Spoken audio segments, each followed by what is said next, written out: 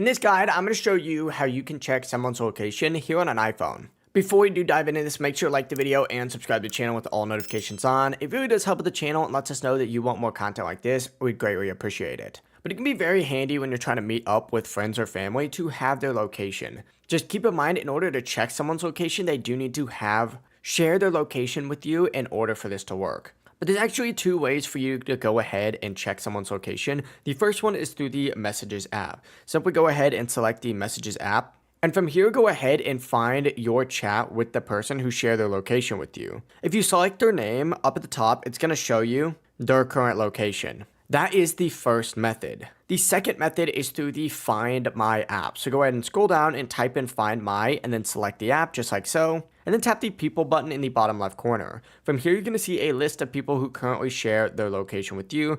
Select whatever person you're trying to view and then you'll see their location. But yeah, it really is as simple as that. If you do have any questions, don't hesitate to ask us down in the comment section below. And before you do leave this video, make sure to like the video and subscribe to the channel. It really does help us out and lets us know that you want more content like this.